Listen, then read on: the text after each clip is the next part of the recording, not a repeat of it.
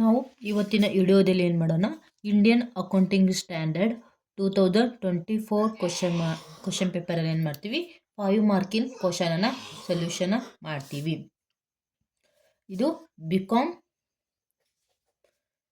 5th ಸೆಮ್ದು subject ಯಾವುದು, Indian accounting standard subject ಐತಿ. ಅದರಲ್ಲಿ ನಾವೇನು ಮಾಡ್ತೀವಿ 2024 ಕ್ವಶನ್ ಪೇಪರನ್ನು ಸೊಲ್ಯೂಷನ್ ಮಾಡ್ತೀವಿ. ಮೊದಲಿಗೆ ಏನು ಮಾಡೋಣ, 5 ಮಾರ್ಕಿ ಕ್ವಶನನ್ನು ಬಿಡಿಸೋಣ. ನೋಡ್ರಿ, ಫಸ್ಟ್ ಒನ್ ಏನು ಕೇಳಾರ, 5 ಮಾರ್ಕಿ ಕ್ವಶನನ್ನು ಪ್ರಾಬ್ಲಮೆಟಿಕ್ಕಿನ ಅಷ್ಟೇ ಕವರ್ ಮಾಡ್ತೀನಿ.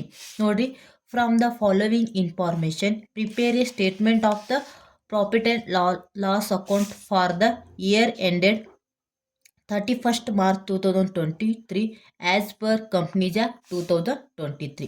ಇಲ್ಲಿ ಕಂಪ್ನಿ ಆ್ಯಕ್ಟ್ಸ್ ಪ್ರಕಾರ ಏನು ಮಾಡಂದ್ರೆ ಪ್ರಾಫಿಟ್ ಆ್ಯಂಡ್ ಲಾಸ್ ಅಕೌಂಟನ್ನು ಬಿಡಿಸಂದ್ರೆ ಇಯರ್ ಎಂಡಿಗೆ ಯಾವಾಗ 31st March 2023. ನೋಡ್ರಿ, ಇನ್ಫಾರ್ಮೇಷನ್ ಏನು ಕೊಟ್ರ, first one revenue from operation ಎಷ್ಟೈತಿ, ₹6 lakh ಐತಿ. ಸ್ಯಾಲರೀಸ್ ಎಷ್ಟೈತಿ, 70,000 ಐತಿ. ನೆಕ್ಸ್ಟ್ ಸ್ಟೇಷನರೀಸ್ ಎಷ್ಟೈತಿ, 15,000 ಐತಿ. Interest on long term loans ಎಷ್ಟೈತಿ, 25,000 ಐತಿ. ಅಡ್ವರ್ಟೈಸಿಂಗ್ ಕಾಸ್ಟ್ ಎಷ್ಟೈತಿ, 40,000 ಐತಿ. ರಾ ಮೆಟೀರಿಯಲ್ ಕನ್ಸ್ಯೂಮರ್ ಎಷ್ಟೈತಿ, 1,10,000 ಐತಿ. ಡಿಸ್ಕೌಂಟ್ ಅಲೌಡ್ ಐತಿ 10,000. ಅದೇ ರೀತಿಯಾಗಿ ಡಿಪ್ರಿಷಿಯೇಷನ್ ಅದೇ ರೀತಿಯಾಗಿ ಎಷ್ಟೈತಿ, 10,000 ಐತಿ. ಅದೇ ರೀತಿ ರೆಂಟ್ ರಿಶ್ಯೂಡ್ ಎಷ್ಟೈತಿ, 40,000 ಐತಿ. ಸೊ ಇಷ್ಟು ಡಾಟಾ ಅನ್ಕೊಟ್ಟಿರೋ ಅನ್ನೋದ ಪ್ರಾಫಿಟ್ ಆ್ಯಂಡ್ ಲಾಸ್ ಅಕೌಂಟನ್ನು ಪ್ರಿಪೇರ್ ಮಾಡೋದ Indian accounting standard 1 the presentation of the financial statement. ಇಲ್ಲಿ ಏನು ಕೇಳಾರ, ಪ್ರಾಫಿಟ್ ಆ್ಯಂಡ್ ಲಾಸ್ ಅಕೌಂಟನ್ನು ನೋಡೋಣ. ಫಸ್ಟ್ ಫಾರ್ಮೆಟ್ ಏನೈತಿ profit and loss account India's ಪ್ರಕಾರ. ನೋಡ್ರಿ, ಇಲ್ಲಿ ರೆವೆನ್ಯೂ ಫ್ರಮ್ ಆಪರೇಷನ್ ಏನೈತಿ, ರೆವೆನ್ಯೂ ಫ್ರಮ್ ಆಪರೇಷನ್. ಅದರೊಳಗೆ ಏನು ಮಾಡಬೇಕು, ಅದರ್ ಇನ್ಕಮ್ ಏನಾದರೂ ಬಂದರೆ ಆ್ಯಡ್ ಮಾಡಬೇಕು. ಟೋಟಲ್ ರೆವೆನ್ಯೂವನ್ನು ಕ್ಯಾಲ್ಕುಲೇಷನ್ ಮಾಡ್ತೀವಿ. ರೆವೆನ್ಯೂ ಫ್ರಮ್ ಆಪರೇಷನ್ ಅಂದ್ರೆ ಎಕ್ಸಾಂಪಲ್ ಸೇಲ್ಸ್ ಆಗಿರ್ಬೋದು, ಅದರ್ ಇನ್ಕಮ್, ರೆಂಟ್ ರಿಶ್ಯೂಡ್ ಆಗಿರ್ಬೋದು, ಡಿಸ್ಕೌಂಟ್ ರಿಶ್ಯೂಡ್ ಆಗಿರ್ಬೋದು, ಇವೆಲ್ಲ ಅದರ್ ಇನ್ಕಮ್ ತಗೋ ಬರ್ತಾವತ್ತ. Gain on sale of the investment ಇವೆಲ್ಲ ಅದರ್ ಇನ್ಕಮ್ ತಗೋ ಬರ್ತವೆ. ಟೋಟಲ್ ರೆವೆನ್ಯೂ ಫ್ರಮ್ ಆಪರೇಷನ್ ಮತ್ತು ಅದರ್ ಇನ್ಕಮ್ ಸೇರಿಸ ಟೋಟಲ್ ರೆವೆನ್ಯೂ. ಈ ಟೋಟಲ್ ರೆವೆನ್ಯೂ ಏನು ಮಾಡಬೇಕು, ಟೋಟಲ್ ಎಕ್ಸ್ಪೆನ್ಸನ್ನು ಲೆಸ್ ಮಾಡಬೇಕು. ಅಲ್ಲಿ ಏನಾಗುತ್ತೆ, ಎಕ್ಸ್ಪೆನ್ಸ್ ಆತ cost of material consume. Cost of material ಕನ್ಸ್ಯೂಮಿಗೆ ಏನಾದರೂ ಸಂಬಂಧಪಟ್ಟಿದ ನಂತರ ಅದು ಫಸ್ಟ್ ಎಕ್ಸ್ಪೆನ್ಸನ್ನು ತಗೋಬೇಕು. ಅದೇ ರೀತಿಯಾಗಿ ಎಂಪ್ಲಾಯ್ ಬೆನಿಫಿಟ್ ಎಕ್ಸ್ಪೆನ್ಸ್ ಆಗಿರ್ಬೋದು, ಫೈನಾನ್ಷಿಯಲ್ ಕಾಸ್ಟ್ ಆಗಿರ್ಬೋದು, ಡಿಪ್ರಿಷಿಯೇಷನ್ ಆ್ಯಂಡ್ ಅಮೋಟೈಸೇಷನ್ ಆಗಿರ್ಬೋದು.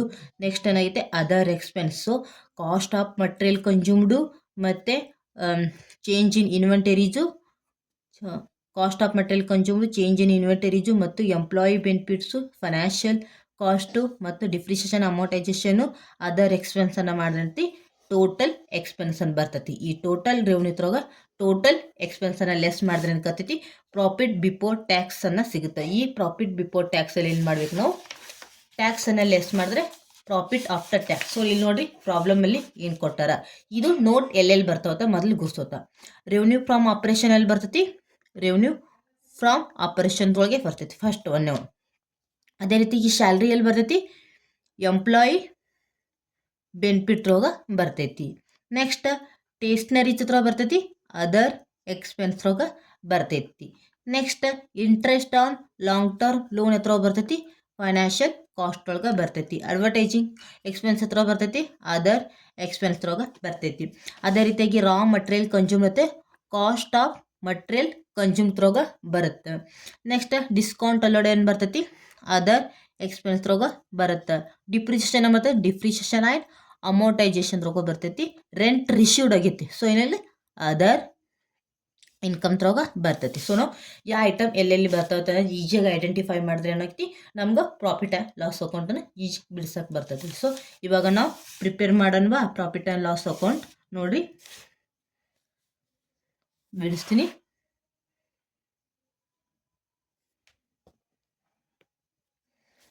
Statement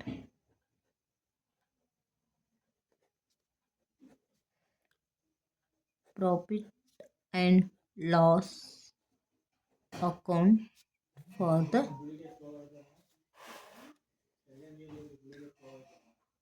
the year ended 31st March 2023. So ಈ ಪ್ರಾಬ್ಲಮ್ 2023 ದಿನದ ಡಾಟಾ ಅನ್ಕೊಟ್ಟಾರ. ಈಗ ನಾವು ಫಾರ್ಮೆಟನ್ನು ಬಿಡಿಸೋಣ. ಪರ್ಟಿಕ್ಯುಲರ್ ಅದೇ ರೀತಿಯಾಗಿ ನೋಟ್ ನಂಬರ್, ಅದೇ ರೀತಿಯಾಗಿ ಅಮೌಂಟ್. ಫಸ್ಟ್ ಒನ್, ಸೊ ನೋಡ್ರಿ ಫಸ್ಟ್ ಏನು ಮತ್ತೆ revenue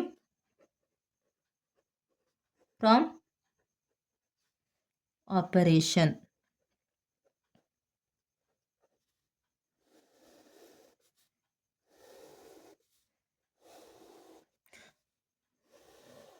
so revenue from operation ಎಷ್ಟು ಕೊಟ್ರಲ್ಲಿ? ರೆವೆನ್ಯೂ ಫ್ರಮ್ ಆಪರೇಷನ್ ಎಷ್ಟೈತಿ? 6 lakh ಐತಿ, ರುಪೀಸ್ 6 lakh. ಮತ್ತು ಇದರಲ್ಲಿ ಏನು ಬರ್ತೈತಿ? Other income. ಅದರ್ ಇನ್ಕಮ್, ಇಲ್ಲಿ ಅದರ್ ಇನ್ಕಮ್ ಯಾವುದೈತಿ? ರೆಂಟ್ ರಿಶ್ಯೂಡ್ ಅಥವಾ ಡಿಸ್ಕೌಂಟ್ ರಿಶ್ಯೂಡ್ ಅಂತ ಏನಾದರೂ ಇದ್ರೆ, ಅಥವಾ gain on sale of the investment ಇದ್ರದ್ದು ಈ ಥರ ತೋರಿಸ್ಬೇಕು. ಅದರ್ ಇನ್ಕಮ್ ತೋರಿಸ್ಬೇಕು. ಇಲ್ಲಿ ಯಾವ್ದು ಕೊಟ್ಟರೆ ರೆಂಟ್ ರಿಶ್ಯೂಡ್ ಎಷ್ಟೈತಿ? 40,000. ಇಲ್ಲಿ ಅದರ್ ಇನ್ಕಮ್ ತರ ಐತಿ 40,000. ಸೊ 6 lakhs ಪ್ಲಸ್ 40,000 ಆ್ಯಡ್ ಮಾಡಿರಿ, ಎಷ್ಟು ಬರುತ್ತಾ? 6,40,000. ಇದೇನು ಟೋಟಲ್ ರೆವೆನ್ಯೂ. ಟೋಟಲ್ ರೆವೆನ್ಯೂ ಇದನ್ನ ಎ ಅಂತ ತಿಳ್ಕೊರಿ. ಇದ್ರಾಗ ಟೋಟಲ್ ರೆವೆನ್ಯೂ ಇದ್ರಾಗ ಏನು ಮಾಡಬೇಕು? ಟೋಟಲ್ ಎಕ್ಸ್ಪೆನ್ಸನ್ನು ಲೆಸ್ ಮಾಡಬೇಕು. ನೋಡ್ರಿ, ಸೊ ಏನು ಮಾಡ್ಬೇಕು? ಎಕ್ಸ್ಪೆನ್ಸ್ ಯಾವೆಲ್ಲ ಅದಾವ ಎಕ್ಸ್ಪೆನ್ಸ್ಗಳು?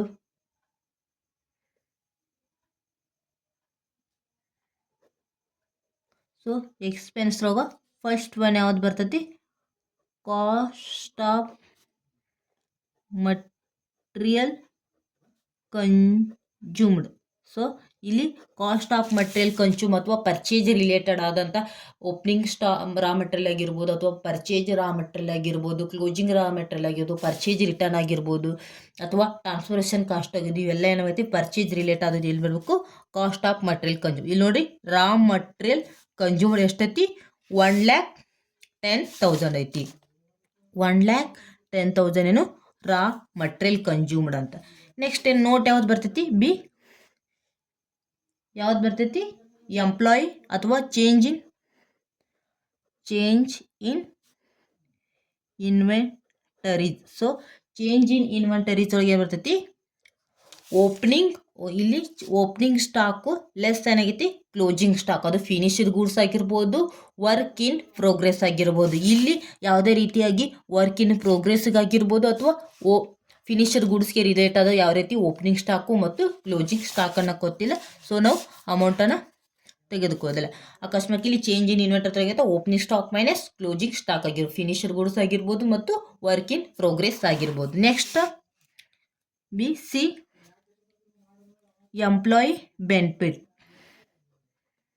Employee benefits. So employee benefits ಅಥವಾ ಸ್ಯಾಲ್ರಿ ಆಗಿರ್ಬೋದು, ವೇಜಸ್ ಆಗಿರ್ಬೋದು, ಕಾಂಟ್ರಿಬ್ಯೂಷನ್ ಫಂಡ್ ಆಗಿರ್ಬೋದು. ಸೊ ಎಂಪ್ಲಾಯ್ಗೆ ರಿಲೇಟೆಡ್ ಏನಾದರೂ ಕೊಟ್ಟಿದ್ರೆ ಏನಾಗುತ್ತೆ ಅದ್ರಾಗ ಎಂಪ್ಲಾಯ್ ಬೆನಿಫಿಟ್. ಸೊ ಇಲ್ಲಿ ಎಂಪ್ಲಾಯ್ ಬೆನಿಫಿಟ್ರಾಗ ಒಂದೇ ಬರುತ್ತೆ, ಯಾವುದು? ಸ್ಯಾಲರಿ. ಸ್ಯಾಲರಿ ಎಷ್ಟೈತಿ? 70,000 ರುಪೀಸ್. 70,000. ಮತ್ತೆ ನೆಕ್ಸ್ಟ್ ನೋಟ್ ಏನೈತಿ? C D change finance cost. ಏನು? ಫೈನಾನ್ಸ್ ಕಾಸ್ಟ್ ಅಥವಾ ಏನಾದರೂ ರಿಲೇಟಿಂಗ್ ಅಥವಾ ಡಿಬೆಂಚರ್ನೇ ಇಶ್ಯೂ ಮಾಡಿ ಇಂಟ್ರೆಸ್ಟನ್ನು ಬಂತು, ಅಥವಾ ಲೋನನ್ನು ಬಾರೋ ಮಾಡ್ಕೊಂಡು ಅದ್ರ ಮೇಲೆ ಏನಾದರೂ ಇಂಟ್ರೆಸ್ಟನ್ನು ಕಟ್ತಾ ಇದ್ರಕ್ಕೆ ಫೈನಾನ್ಷಿಯಲ್ ಚಾರ್ಜ್ ಅಂತ ಕರಿತೀವಿ. ಇಲ್ಲಿ interest on long term loan. So interest on long term ಏನು ಫೈನಾನ್ಷಿಯಲ್ ಕಾಸ್ಟ್ ಎಷ್ಟೈತಿ? Rupees 25,000. Rupees 25,000. Next financial cost ಆಗೋಣ ಡಿಪ್ರಿಷಿಯೇಷನ್ ಆ್ಯಂಡ್ ಅಮೋರ್ಟೈಜೇಷನ್. ಸೊ ಇಲ್ಲಿ ಡಿಪ್ರಿಷಿಯೇಷನ್ ಅಮೌಂಟ್ ಮತ್ತು ಅಮೋರ್ಟೈಜೇಷನು ಪ್ರಿಲಿಮಿನರಿ ಎಕ್ಸ್ಪೆನ್ಸ್ ಆಗಿರ್ಬೋದು, ಇವೆಲ್ಲ ರಿಟರ್ನ್ ಅಪ್ ಮಾಡ್ತಾರೆ. ಸೊ ಏನಾಗಿತ್ತು ಇಲ್ಲಿ ನೋಡ್ರಿ, ಡಿಪ್ರಿಷಿಯೇಷನ್ ಎಷ್ಟು ಕೊಟ್ಟಾರ? Depreciation rupees 10,000. ಇಲ್ಲಿ ಏನು ಮಾಡ್ತೀವಿ? Depreciation rupees 10,000. Next E F other expense. So ಉಳಿದಿದ್ದನ್ನೆಲ್ಲ ಎಕ್ಸ್ಪೆನ್ಸನ್ನು ಎಲ್ಲಿ ತೋರಿಸ್ಬೇಕು? ಅದರ್ ಎಕ್ಸ್ಪೆನ್ಸ್ರಾಗ ತೋರಿಸ್ಬೇಕು. ನೋಡಿ, ನಾ ಹೇಳ್ತೀನಿ, ಮೋರ್ ದೆನ್ 1 ಐಟಮ್ ಇದ್ದಾಕ್ರೆ ಏನು ಮಾಡ್ತೀವಿ? ಕಂಪಲ್ಸರಿ ನೋಟನ್ನು ಮಾಡ್ಕೊಲೇಬೇಕಾಗುತ್ತೆ. ಯಾಕೆ 1 ಐಟಮ್ ಇದ್ರೆ ಓಕೆ ಅಲ್ಲಂತ ಎಷ್ಟು ಇರ್ತೈತಿ ಅಷ್ಟು ತೋರಿಸ್ಬೇಕು. ಇಲ್ಲಿ ಏನಾಗೈತಿ? ಅದರ್ ಎಕ್ಸ್ಪೆನ್ಸ್ಗಳು ಯಾವ್ಯಾವ ಬರ್ತವೆ? ಫಸ್ಟ್ ಒನ್ ಸ್ಟೇಷ್ನರಿ ಆಗಿರ್ಬೋದು, ಅಡ್ವರ್ಟೈಸಿಂಗ್ ಆಗಿರ್ಬೋದು, ಡಿಸ್ಕೌಂಟ್ ಅಲೌಡ್. ಇವು ಏನಾಗೈತಿ? ಅದರ್ ಎಕ್ಸ್ಪೆನ್ಸ್ ತೋರಿಸ್ತೀವಿ. ಇಲ್ಲಿ ನೋಟ್ ನಂಬರ್ ಕೆಳಗೆ ನೋಡ್ರಿ, ದ ನೋಟ್ ನಂಬರ್ 1 ಏನು ಅದರ್ ಎಕ್ಸ್ಪೆನ್ಸ್. ಸೊ ಯಾವೆಲ್ಲ ಬರ್ತದಂತ ಹೇಳಿದೆ ನಾನು, ಸ್ಟೇಷ್ನರಿ ಎಷ್ಟು ಕೊಟ್ಟಾರ, ₹15,000. ನೆಕ್ಸ್ಟು ಅಡ್ವರ್ಟೈಜಿಂಗು ಎಷ್ಟು ಕೊಟ್ಟಾರ, ₹40,000. ಇವಾಗ ನೆಕ್ಸ್ಟ್ ಇನ್ನೊಂದು ಡಿಸ್ಕೌಂಟ್ ಅಲೌಡ್ ಎಷ್ಟೈತಿ, ₹10,000. ಸೊ ಇಲ್ಲೇನಾಗೈತಿ, ಸ್ಟೇಷ್ನರೀಸು ಮತ್ತು ಅಡ್ವರ್ಟೈಸಿಂಗು ಡಿಸ್ಕೌಂಟ್ ಅಲೌಡು ಇಷ್ಟು ಅದರ್ ಕಾಸ್ಟ್ ಆಗ್ತದೆ. ನೋಡಿರಿ ಎಷ್ಟಾಗುತ್ತೆ, ಆ್ಯಡ್ ಮಾಡಿರಿ. 15,000 ಪ್ಲಸ್ 14,000 ಪ್ಲಸ್ 10,000 ಎಷ್ಟು ಬರುತ್ತೆ, 65,000. 65,000 ಎಷ್ಟು ಟೋಟಲ್ ಅದರ್ ಎಕ್ಸ್ಪೆನ್ಸ್. ಸೊ ಹೇಳಿದ್ರೆ ನೋಟ್ ನಂಬರ್ ಕಾಲಮ್ ಏನೈತಿ 1 ಅಂತ ಹಾಕಿ ಏನು ಮಾಡ್ತೀವಿ, 1 ಅಂತ ಹಾಕಿ ಎಷ್ಟು ಬಂದೈತಿ, 65,000 ಬಂದೈತಿ. ಎಷ್ಟು, 65,000 ಅಷ್ಟೇನು ಮಾಡ್ತೀವಿ ನಾವಿಲ್ಲಿ ಬರಿತೀವಿ. ಸೊ 65,000 ಇತ್ತು ಅದರ್ ಎಕ್ಸ್ಪೆನ್ಸ್. ಇವಾಗ ಏನೈತಿ, ಟೋಟಲ್ ರೆವೆನ್ಯೂವನ್ನು ಕ್ಯಾಲ್ಕುಲೇಷನ್ ಮಾಡೋದು. ಟೋಟಲ್ ಎಕ್ಸ್ಪೆನ್ಸ್, ಸೊ ಅಷ್ಟು ಎಕ್ಸ್ಪೆನ್ಸನ್ನು ಆ್ಯಡ್ ಮಾಡಿ 1,10,000, 70,000, 25,000, 10,000, 65,000 ಆ್ಯಡ್ ಮಾಡಿರಿ. 1,10,000 plus 70,000 plus 25,000 plus 10,000 plus 65,000. So total ಎಷ್ಟು ಬಂತು, 2,80,000 ಏನಿದು ಟೋಟಲ್ ಎಕ್ಸ್ಪೆನ್ಸ್.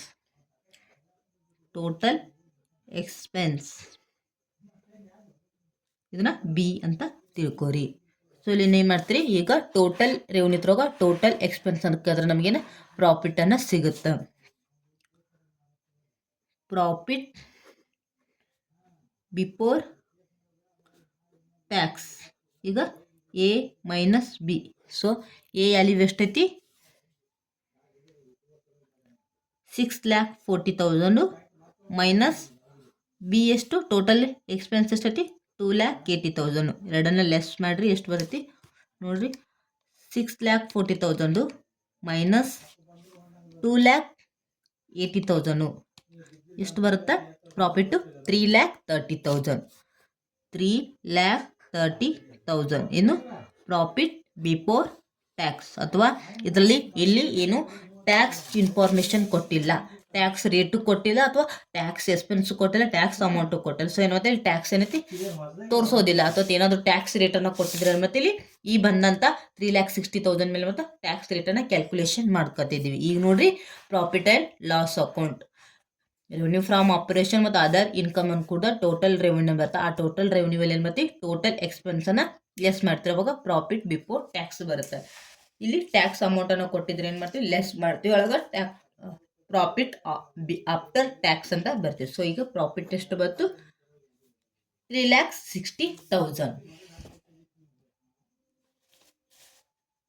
ನೆಕ್ಸ್ಟ್ ಕ್ವಶನ್ ನೋಡ್ರಿ, ಇಲ್ಲಿ ಏನು ಕೇಳಾರೆ, ಇನಿಷಿಯಲ್ ಕಾಸ್ಟನ್ನು ಕ್ಯಾಲ್ಕುಲೇಷನ್ ಮಾಡಿದಾರೆ. ಇಲ್ಲಿ ಯಾವ ಸ್ಟ್ಯಾಂಡರ್ಡ್ ಅಪ್ಲೈ ಆಗುತ್ತೆ, Indian accounting standard 16. Property plant and equipment ಏನು ಕೇಳಾರೆ, ಇಲ್ಲಿ 5 ಮಾರ್ಕಿ ಕ್ವಶನನ್ನು ಕೇಳಾರ. ನೋಡಿರಿ ಏನು ಕೊಟ್ಟರು question, Praveen company has purchased and the equipment for it is the manufacture unit. So manufacture unit ಒಂದು ಇಕ್ವಿಪ್ಮೆಂಟನ್ನು ಪರ್ಚೇಸ್ ಮಾಡ್ಯಾರ.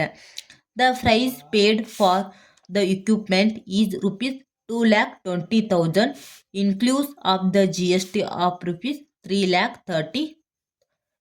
₹39,600. ಅವ್ರೇನು ಮಾಡ್ಯಾರ, ಒಂದು ಇಕ್ವಿಪ್ಮೆಂಟನ್ನು ಪರ್ಚೇಸ್ ಮಾಡ್ಯಾರ. ಪರ್ಚೇಸ್ ಮಾಡಿದಂಥ ವ್ಯಾಲ್ಯೂ ಎಷ್ಟು ಕೊಟ್ಟಾರ, 2,20,000 ಐತಿ. ಈ 2,20,000 ಐತಿ ಆಲ್ರೆಡಿ ಏನಾಗೈತಿ, GST ಇನ್ಕ್ಲೂಡ್ ಆಗೈತಿ. GSTನ ಕೂಡಿ ಏನು ಮಾಡೈತಿ, ಇಕ್ವಿಪ್ಮೆಂಟ್ ಪ್ರೈಸ್ ಎಷ್ಟು, 2,20,000. ಸೊ GST ಎಷ್ಟು ಕಟ್ಟಾರ ಅಂದ್ರೆ 39,600 ಆಗೈತಿ. ಆಲ್ರೆಡಿ GST ಇನ್ಕ್ಲೂಡ್ ಆಗೈತಿ. ಈ 2,20,000ದಾಗ 39,600 ಇನ್ಕ್ಲೂಡ್ ಆಗೈತಿ. ನೆಕ್ಸ್ಟ್ ನೋಡ್ರಿ, the company get a credit of GST. ಏನು ಮಾಡೈತಿ, ವಾಪಸ್ ಏನಾಗೈತಿ, ಪೇ ಮಾಡಿದಂಥ GST ಟ್ಯಾಕ್ಸ್ ಅನ್ನತ್ತೆ ರಿಫಂಡಬಲ್ ಆಗೈತಿ. ಏನಾಗೈತಿ, company get a credit of the GST credit ಏನಾಗೈತಿ ವಾಪಸ್ ಬಂದಿತ್ತು ಅಥವಾ ರಿಫಂಡಬಲ್ ಟ್ಯಾಕ್ಸ್ ಅಂತ ನಾವು ತಾಳಾಗ ಏನು ಮಾಡಬೇಕು ಲೆಸ್ ಮಾಡಬೇಕಾಗುತ್ತೆ. Will calculate the tax payable on the finished goods sold. ಅವ್ರೇನು ಮಾಡ್ತಾರೆ ಕ್ಯಾಲ್ಕುಲೇಷನ್ ಮಾಡೋದ ಟ್ಯಾಕ್ಸ್ ಪೇಯಬಲ್ ಗೂಡ್ಸ್ ಯಾವಾಗ ಫಿನಿಶ್ಡ್ ಮಾಡೋದಕ್ರ. ನೆಕ್ಸ್ಟ್ ನೋಡಿ ಅಡಿಷ್ನಲ್ ಇನ್ಫಾರ್ಮೇಷನ್ ಏನು ಕೊಟ್ಟಾರ. The additional cost incurred are the freight rupees 4500. ಅದೇ ರೀತಿ custom duty rupees 4000, installation expense rupees 3000. ಅದೇ ರೀತಿಯಾಗಿ estimated cost of the dismantling and the removing the item could be rupees 1500. So ಇಲ್ಲೇನೈತಿ estimated dismantling cost ಎಷ್ಟು ಬಂದೈತಿ 1500. After the equipment was put to use rupees 11,000 was spent for the cleaning the spare parts. Calculated the cost of property, plant and equipment as per Indian Accounting Standard 16. ನಾವು Indian accounting standard 16 ಏನು ಹೇಳ್ತೈತೆ ಅಂದ್ರೆ property plant and ಎಕ್ವಿಪ್ಮೆಂಟ್ಗೆ ಸಂಬಂಧಪಟ್ಟಂತೆ initial cost ಎಷ್ಟಾಗೈತೆ ಅನ್ನೋದನ್ನ ಇಲ್ಲಿ calculation ಮಾಡಬೇಕು. Initial cost ಅಂದ್ರೆ ಒಂದು ಪ್ರಾಪರ್ಟಿ ಅಥವಾ ಒಂದು ಪ್ಲ್ಯಾಂಟ್ ಆ್ಯಂಡ್ ಇಕ್ವಿಪ್ಮೆಂಟ್ ವರ್ಕಿಂಗ್ ಕಂಡೀಷನ್ಗೆ ಬರೋತಕ್ಕ ಮುಂಚೆ ಯಾವೆಲ್ಲ ಕಾಸ್ಟ್ಗಳನ್ನು ಇರುತ್ತಾ ಅಂಥ ಕಾಸ್ಟ್ಗಳನ್ನೆಲ್ಲ ಕೂಡಿಸಿ ಮತ್ತು ಇನಿಷಿಯಲ್ ಕಾಸ್ಟ್ ಅಥವಾ cost of property plant and equipment ಅಥವಾ ಕ್ಯಾಪಿಟಲೈಸ್ಡ್ ಕಾಸ್ಟ್ ಆಫ್ ಅಸೆಟ್ ಅಂತ ನಾವು ಕ್ಯಾಲ್ಕುಲೇಷನ್ ಮಾಡ್ತೀವಿ. ಆ ಅಸೆಟ್ ವರ್ಕಿಂಗ್ ಕಂಡೀಷನ್ಗೆ ಬರ್ತಕ್ಕ ಅಥವಾ ಪುಟ್ಟು ಯೂಸ್ ಆಗೋತಕ್ಕ ಮುಂಚೆ ಯಾವೆಲ್ಲ ಕಾಸ್ಟ್ಗಳನ್ನು ಇರ್ತಾವೆ ಅಥವಾ ಡೈರೆಕ್ಟ್ಲಿ ಅಟ್ರಿಬ್ಯೂಟಗಳ ಕಾಸ್ಟ್ಗಳನ್ನು ಮಾಡಬೇಕಿತ್ತು ಲೆಸ್ ಆಗುತ್ತೆ. ಈ ಫಾರ್ಮೆಟ್ ಏನಂದ್ರೆ ಇನಿಷಿಯಲ್ ಕಾಸ್ಟನ್ನು ಕ್ಯಾಲ್ಕುಲೇಷನ್ ಮಾಡಬೇಕಂದ್ರೆ ಪರ್ಚೇಜ್ ಪ್ರೈಸ್, ಆ ಪರ್ಚೇಜ್ ಪ್ರೈಸ್ ಅಂತ ಏನಾದರೂ ಟ್ರೇಡ್ ಡಿಸ್ಕೌಂಟ್ ಆಗಿರ್ಬೋದು ಅಥವಾ ರಿಬೇಟ್ಸ್ ಆಗಿದ್ರಂದ್ರೆ ಅಂಥವನ್ನ ಲೆಸ್ ಮಾಡಬೇಕು. ಕ್ಯಾಶ್ ಡಿಸ್ಕೌಂಟ್ ಬರೋದಿಲ್ಲ, ಟ್ರೇಡ್ ಡಿಸ್ಕೌಂಟನ್ನು ಮಾತ್ರ ಏನು ಮಾಡಬೇಕು ಲೆಸ್ ಮಾಡಬೇಕು. ಈ ಮತ್ತೇನು ಮಾಡ್ತದೆ ಅದರಲ್ಲಿ ಆ್ಯಡ್ ಡೈರೆಕ್ಟ್ಲಿ ಅಟ್ರಿಬ್ಯೂಟೇಬಲ್ ಕಾಸ್ಟ್ ಅಂದರೆ ಡೈರೆಕ್ಟ್ಲಿ ಅಟ್ರಿಬ್ಯೂಟ್ ಆ ಕಾಸ್ಟಿಗೆ ಸಂಬಂಧಪಟ್ಟಂತೆ ಯಾವೆಲ್ಲ ಕಾಸ್ಟ್ಗಳನ್ನ ಎಕ್ಸಾಂಪಲ್ ಅಂದರೆ ಏನೈತೆ ಫ್ರೈಟ್ ಚಾರ್ಜ್ ಆಗಿರ್ಬೋದು, ಕಸ್ಟಮ್ ಡ್ಯೂಟೀಸ್ ಆಗಿರ್ಬೋದು, ಇನ್ಸ್ಟಾಲೇಷನ್ ಎಕ್ಸ್ಪೆನ್ಸ್ ಆಗಿರ್ಬೋದು, ಹ್ಯಾಂಡ್ಲಿಂಗ್ ಎಕ್ಸ್ಪೆನ್ಸ್ ಆಗಿರ್ಬೋದು, ಇವೆಲ್ಲ ಏನಾಗುತ್ತೆ ಡೈರೆಕ್ಟ್ಲಿ ಅಟ್ರಿಬ್ಯೂಟೇಬಲ್ ಕಾಸ್ಟ್ಗಳು. ಅವನ್ನೆಲ್ಲ ಆ್ಯಡ್ ಮಾಡಿದ್ರೆ ಏನು ಸಿಗುತ್ತೆ ನಮಗೆ cost of property plant and equipment as per Indian accounting standard. So ಇಲ್ಲಂತಿ ಸಿಂಪಲ್ ಪ್ರಾಬ್ಲಮ್ ಐತಿ ಬಿಡಿಸೋಣ ನೋಡಿ. ಸೆಕೆಂಡ್ ಒನ್ ಏನು ಕೇಳೋರು ಕ್ಯಾಲ್ಕುಲೇಷನ್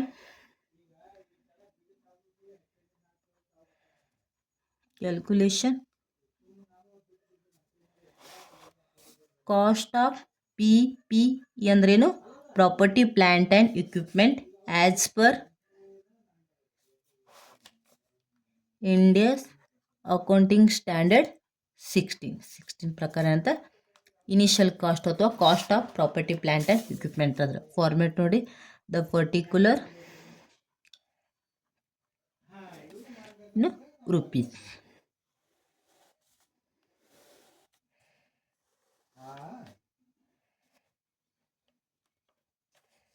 ಯಾರು ಲಿಮಿಟೆಡ್ ಐತಿದು ಪ್ರವೀಣ್ ಕಂಪ್ನಿ ಐತಿ. ಆ ಥರದ್ದು ಏನಾಗುತ್ತೆ ಆ ಮಷಿನ್ ಇಲ್ಲಿ ನೋಡ್ರಿ ಏನೋ ಕೊಟ್ರ the price paid for the equipment is rupees 2,20,000. ಇಲ್ಲಿ ಪರ್ಚೇಜ್ ಪ್ರೈಸು ಅಥವಾ ಅವರು ಪೇ ಮಾಡಿದಂಥ ಎಷ್ಟೈತಿ ಅಮೌಂಟು ಪರ್ಚೇಸ್ ಪ್ರೈಸ್ ಎಷ್ಟೈತಿ 2,20,000. ಈ 2,20,000 ಯಾವುದಾದ್ರೂ ಟ್ರೇಡ್ ಡಿಸ್ಕೌಂಟ್ ಕೊಟ್ರೆ ಇಲ್ಲ. ಅದರಲ್ಲಿ ಏನು ಹೇಳಾರ ಅವರು ಡಿಸ್ಕೌಂಟ್ ಇನ್ಕ್ಲೂಡ್ ಆಗೈತಿ. ಅಕಸ್ಮಾತ್ ಅದು ಇನ್ಕ್ಲೂಡ್ ಆಗಿತ್ತಿಲ್ಲ ಅಂದರೆ ಮತ್ತು ನಾವು ಆ್ಯಡ್ ಮಾಡ್ತೀವಿ. ಆಲ್ರೆಡಿ ಅಂತ 2,20,000 ಆಗೈತಿ. GST ಇನ್ಕ್ಲೂಡ್ ಆಗಿ ಎಷ್ಟು 39,600 ಇನ್ಕ್ಲೂಡ್ ಆಗೈತಿ. ಬಟ್ ಇಲ್ಲಿ ಕೇಸ್ ಏನಾಗೈತಿ ಆ GST ಕ್ರೆಡಿಟ್ ಆಗೈತಿ. ಸೊ ಕ್ರೆಡಿಟ್ ಆಗಿದೆ ಏನು ಮಾಡ್ತೀವಿ ಲೆಸ್ ಮಾಡ್ತೀವಿ. ಏನು ಮಾಡ್ತೀವಿ GST ಕ್ರೆಡಿಟ್ ಎಷ್ಟೈತಿ 39,600 ಅಂತ GST ಅನ್ನು ಪೇ ಮಾಡಿದಂಥ GST ಏನೈತಿ ವಾಪಸ್ ರಿಫಂಡಬಲ್ ಆಗೈತಿ. ನೋಡ್ರಿ ಈಗ 2,20,000 ಮೈನಸ್ 39,600 ಎಷ್ಟು ಬರುತ್ತೆ 1,80,400. ಇದು purchase price. Actually purchase price ಎಷ್ಟಾಗೈತಿ 1,80,400. GST ಏನು ಮಾಡ್ತೀರಿ ಆ್ಯಡ್ ಮಾಡಿದ್ರಕ್ಕ ಸೊ ಇದು ಪರ್ಚೇಸ್ ಪ್ರೈದು GST ಆಲ್ರೆಡಿ ಇನ್ಕ್ಲೂಡ್ ಆಗೈತಿ, ಅದು ವಾಪಸ್ ರಿಫಂಡೇಬಲ್ ಆಗೈತಿ, ಕ್ರೆಡಿಟ್ ಆಗಿದೆ, ಲೆಸ್ ಮಾಡಿದೆ. ಇವಾಗ net purchase price, net purchase price ಎಷ್ಟು ಬಂತು ಅಥವಾ ಆ್ಯಕ್ಚುಯಲ್ ಪರ್ಚೇಸ್ ಪ್ರೈಸ್ ಎಷ್ಟು ಬಂತು 1,80,400. ಸೊ ಇದಕ್ಕೆ ರಿಲೇಟೆಡ್ ಆಗಿ ಡೈರೆಕ್ಟ್ ಯಾವೆಲ್ಲ ಅಟ್ರಿಬ್ಯೂಟಬಲ್ ಆಗಿಲ್ಲ ಅಂಥ ಕಾಸ್ಟ್ಗಳನ್ನು ಆ್ಯಡ್ ಮಾಡಿರಿ. Add directly attributable cost. So attributable ಕಾಸ್ಟ್ಗಳನ್ನೆಲ್ಲ ಆ್ಯಡ್ ಮಾಡಿರಿ. ಇಲ್ಲಿ ಯಾವ್ಯಾವ ಕೊಟ್ಟ ನೋಡ್ರಿ. ಫಸ್ಟ್ ಒನ್ ಫ್ರೈಟ್ ಎಷ್ಟೈತಿ ರುಪೀಸ್ 4,500. ಫ್ರೈಟ್ ಎಷ್ಟೈತಿ 4,500. ನೆಕ್ಸ್ಟ್ ಕಸ್ಟಮ್ ಡ್ಯೂಟಿ, ಅದರ ಮೇಲೆ ಕಸ್ಟಮ್ ಡ್ಯೂಟಿಯನ್ನು ಚಾರ್ಜ್ ಮಾಡ್ಯಾರ ಎಷ್ಟು 4,000. ಕಸ್ಟಮ್ ಡ್ಯೂಟಿ ಎಷ್ಟು ರುಪೀಸ್ 4,000. ನೆಕ್ಸ್ಟ್ ಇನ್ಸ್ಟಾಲೇಷನ್ ಎಕ್ಸ್ಪೆನ್ಸ್ ಎಷ್ಟೈತಿ rupees 3,000. Installation expense rupees 3,000. Next ಮತ್ತೆ ಎಕ್ಸ್ಪೆನ್ಸನ್ನು ಕೊಟ್ಟಾರ. ಎಸ್ಟಿಮೇಟೆಡ್ ಕಾಸ್ಟ್ ಆಫ್ ದ ಡಿಸ್ಮೆಂಟಲಿಂಗ್ ಅಥವಾ removing the item should be rupees 1,500. ಈಗ ಒಂದು ಕಾಸ್ಟನ್ನು ಸೆಟ್ ಮಾಡಬೇಕಾಗ್ತದೆ ಅಥವಾ ಅದನ್ನು ವರ್ಕಿಂಗ್ ಕಂಡೀಷನ್ ಬರ್ತವೆ, ಡಿಫ್ರೆಂಟ್ ಕಾಸ್ಟ್ ಆಗುತ್ತೆ. ಅದೇ ರೀತಿ ಅವರು ಎಸ್ಟಿಮೇಟೆಡ್ ಮಾಡ್ಯಾರ ಏನು ಡಿಸ್ಮೆಂಟಲಿಂಗ್ ಕಾಸ್ಟ್ ಏನಾಗುತ್ತಾ, ಒಂದು ಯಾವುದೇ ಒಂದು ಅಸೆಟ್ ಒಂದು ಇಕ್ವಿಪ್ಮೆಂಟ್ ಅಂತಂದ್ರೆ ಅದಕ್ಕೆ ಏನಾಗೈತಿ ಯೂಸ್ಫುಲ್ ಲೈಫ್ ಇರ್ತವೆ. ಒಂದು 10 ಇಯರ್ ಆದ ತಕ್ಷಣ ಆ ಅಸೆಟನ್ನು ರಿಮೂವ್ ಮಾಡಂಗೆ ಡಿಸ್ಮೆಂಟಲಿಂಗ್ ಮಾಡ್ಲಕ್ಕ ಅವರು ಕಾಸ್ಟ್ ಇಷ್ಟು ಆಗುತ್ತೆ ಅಂತ ಮುಂಚೆ ಎಸ್ಟಿಮೇಟೆಡ್ ಮಾಡ್ಯಾರ. ಅದು ಎಷ್ಟೇನಾಗುತ್ತೆ 1,500. ಅವರು ಎಸ್ಟಿಮೇಟೆಡ್, ಆ್ಯಕ್ಚುಲಿ ಇಷ್ಟು ಆಗುತ್ತೆ ಅಂತ ಹೇಳೋಕ್ಕಾಗಲ್ಲ, ಎಸ್ಟಿಮೇಟೆಡ್ ಮಾಡ್ಯಾರ. ಅದು ಡೈರೆಕ್ಟ್ಲಿ ಅಟ್ರಿಬ್ಯೂಟಬಲ್ ಅದಕ್ಕೆ ಆ ಇಕ್ವಿಪ್ಮೆಂಟ್ ಅಥವಾ ಆ ಅಸೆಟ್ಗೆ. ಅದಕ್ಕೋಸ್ಕರ ಐತಿ ಎಷ್ಟೈತಿ ರುಪೀಸ್ ಇದನ್ನ ಆ್ಯಡ್ ಮಾಡ್ತೀವಿ. ಎಷ್ಟೈತಿ ಎಸ್ಟಿಮೇಟೆಡ್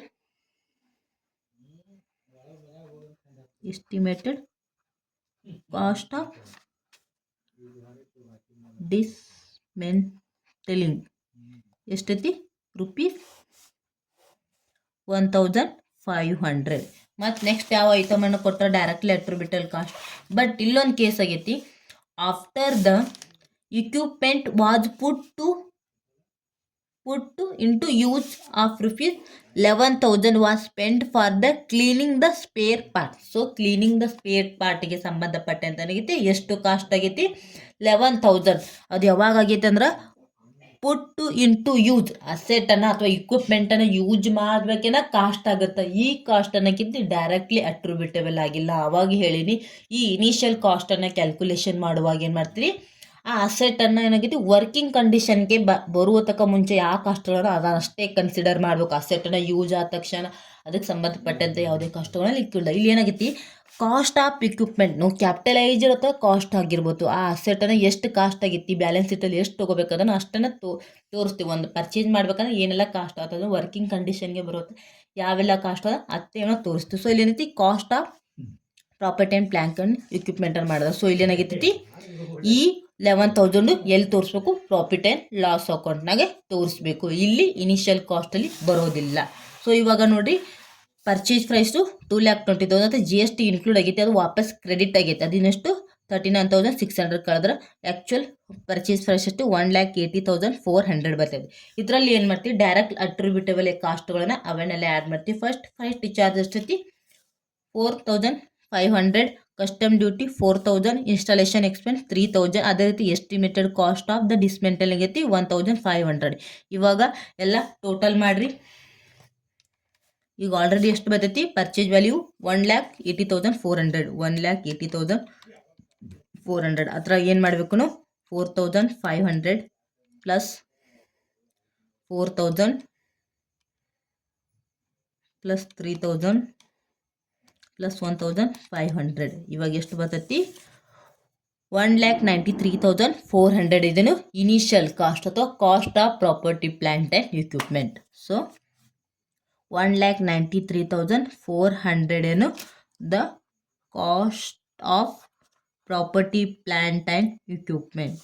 ಸೊ ಟೋಟಲ್ ಇನಿಷಿಯಲ್ ಕಾಸ್ಟಲ್ಲಿ ಏನು ಬರುತ್ತೆ, ಆ ವರ್ಕಿಂಗ್ ಕಂಡೀಷನ್ಗೆ ಬರುವಂಥ ಯಾವೆಲ್ಲ ಕಾಸ್ಟ್ಗಳಾಗುತ್ತೆ ಅವುಗಳಂತೆ ಇನಿಷಿಯಲ್ ಕಾಸ್ಟಲ್ಲಿ ತೋರಿಸ್ಬೇಕಾಗುತ್ತೆ. ಇಷ್ಟು ನಿಮಗೇನಾಗೈತಿ ಅಲ್ಲಿ ಪ್ರಾಫಿಟ್ ಆ್ಯಂಡ್ ಲಾಸ್ ಅಕೌಂಟು ಮತ್ತು ಇಂಡಿಯನ್ ಅಕೌಂಟಿಂಗ್ ಸ್ಟ್ಯಾಂಡರ್ಡ್ ಅಂತೆ 16ಗೆ ಸಂಬಂಧಪಟ್ಟಂತೆ ಪ್ರಾಬ್ಲಮನ್ನು ಕೇಳೋರು. ಇಷ್ಟು 2024 ಕ್ವಶನಲ್ಲಿ. ಇದು 5 ಮಾರ್ಕಿಗೆ ಸಂಬಂಧಪಟ್ಟಂತೆ.